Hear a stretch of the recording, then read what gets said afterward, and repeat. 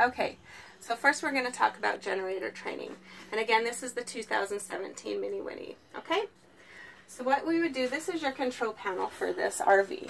Okay, if you want to zoom in, I'll quickly talk about this. Okay, the first thing you do is you have all these crazy buttons here that kind of look scary, but all this does is this button controls this and it tests the levels of everything. All right, so if you push that, you can see the levels of everything, right? Our black water is empty, our gray water is empty. Now the black water, of course, is anything that goes down the toilet. The gray water is everything that goes down the sinks and shower. The fresh water is full, so anything in our tank that you use for water is full.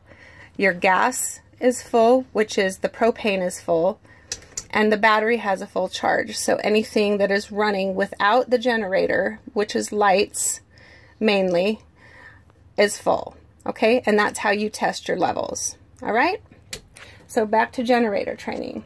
The first thing you do is you hold the stop button, and you hold this stop button until you see this start to blink, and then you see this little guy start to blink. It only takes 3 to 5 seconds. Then you push stop.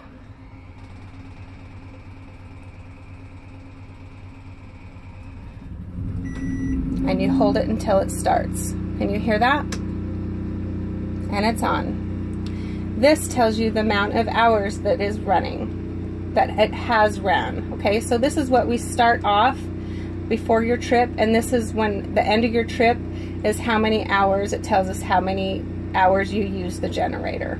Okay?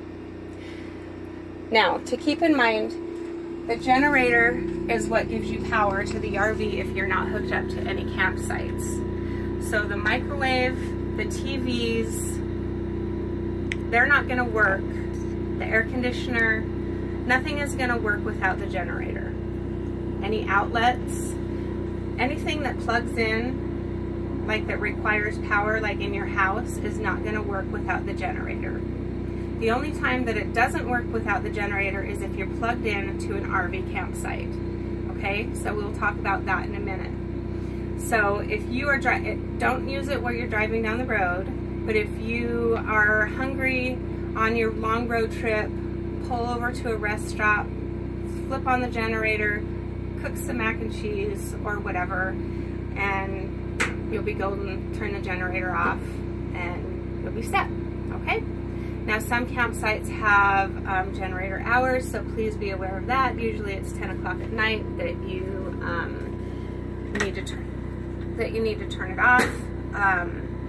But hopefully you'll be at a place where you have full hookups and you don't even have to run the generator. Okay? You don't run both. It's either one or the other. All right? Please wait at least 1 to 2 minutes before you turn the air conditioning on. And mind you, if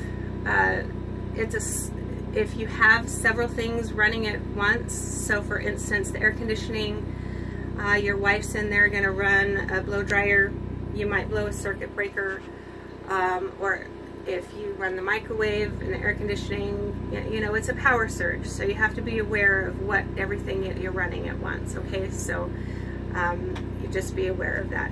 So if you're going to run the microwave, you have the AC, maybe turn the AC off, do the microwave, and then turn the AC back on. Okay? And that's the generator. To turn it off, you just hit stop. Now while we're here and the generator's on, to run the air conditioning, you just turn it over to cool. And then here it's set to 65 and it turns on. Each one of these vents up here can be turned and adjusted to however you want it. Or closed.